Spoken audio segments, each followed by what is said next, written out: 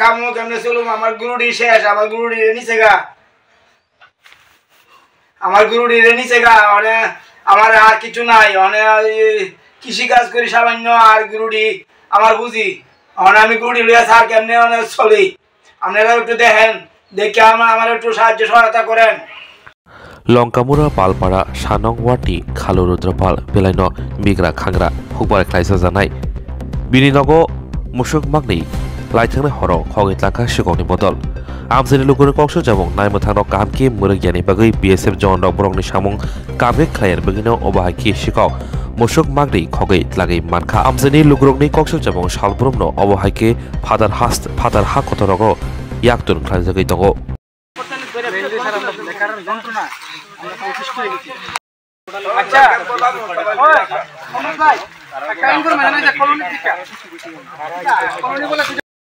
আমি শুনছি এখানে গরু চুরি হয়েছে এই পাল থেকে ফালু পালের বাড়িতে এই তার গরু বাড়িতে দেখছি আর এদিকে বর্ডারের একদম বাড়ির পিছনে বর্ডার দেখছি বর্ডারের এদিকে তার তো বান্ধা ফুন্দা আছে আর এমনি খোলা নাই বান্ধা আছে বর্ডারের কাছে বাড়ি তার বলে গরু দুইটা চুরি হয়েছে কটা গরু দুইটা আচ্ছা কোন জায়গা জায়গাটা জায়গার নাম কি লঙ্কামোড়া পালপাড়া ঠিক আছে থ্যাংক ইউ এবং স্যার আমরা যে প্রতিবেশী আছে তারা ঘরের বাইরে দিয়েছি না তারা ঘর থেকে না বলতে পারে আমার তিনটা গরু দুইটা গরু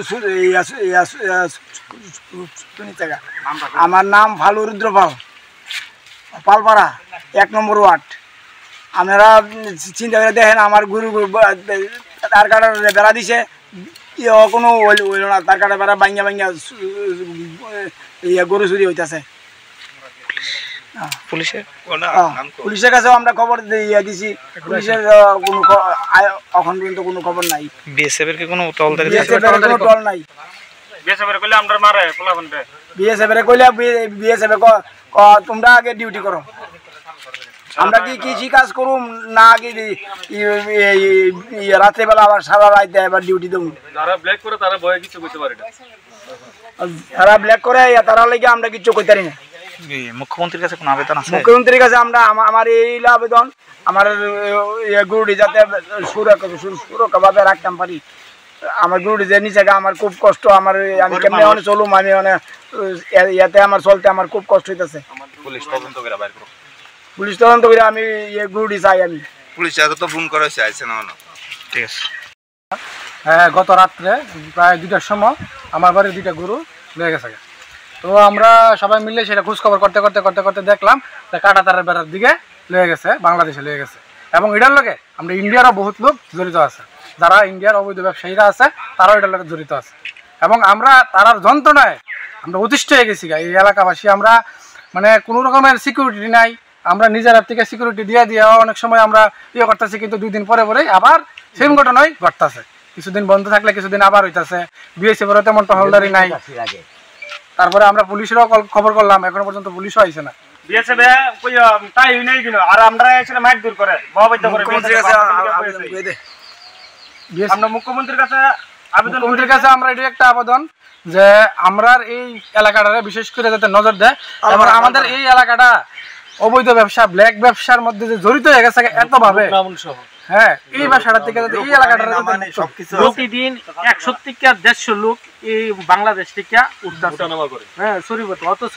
যে বাড়ি চুরি হয়েছে তার বাড়ি থেকে ঠিক মনে করেন 500 মিটার দূরে তো না বিএসএফ ক্যাম্প এবং 100 মিটার দূরে তো না ওপি আছে বিএসএফ এর ওপি আছে তারপরে কি কইরা চুরিও এবং তারা কইতে না সকাল থেকে এখন 10টা বাজে পুলিশের কোনো খবর নাই থানার মধ্যে না হইলে 50 বার কল করা হয়েছে তারা কোনো আইতাছে না এবং এলাকার যে ব্ল্যাকাররা আছে তারা 2 নম্বরে কাজ করতেছে তারা ব্ল্যাক তো করতেছে পাশাপাশি ওখানে প্রচুর পরিমাণে লুক উড়াইতেছে প্রচুর পরিমাণে লুক উঠতেছে ডেলি 100-150 লুক উঠতেছে এর বিএসএফের কোনো খবর নাই এবং পুলিশের কোনো খবর নাই এইভাবে চলছে মনে হয় জমুনিরা আজকে যে কি আছে না যে কি ভালো দিনে আছে না খারাপ দিন আছে এটা মানুষ বুঝতে পারতেছে না মানুষ একটা এলাকার মানুষ এটা আতঙ্কের মধ্যে আছে এখানের বেশিরভাগ মানুষ যে শ্রমজীবী সকালবেলা কাজ করতে যায়, সন্ধ্যার সময় হয়তো কৃষিকাজে ব্যস্ত, তারা কি সম্ভব রাত্রেবেলা জায়গা থেকে সারা রাত পাহারা দেওয়া? এটা তো গ্রামবাসী, এটা তো বিএসএফ আছে বা প্রশাসন আছে, তারাই দেখতে পারে। তো মানুষ কি করে আজকে শান্তিতে থাকবো? 1 নম্বর ওয়ার্ড লঙ্কামুড়া 1 নম্বর ওয়ার্ড, এটা পালপাড়া।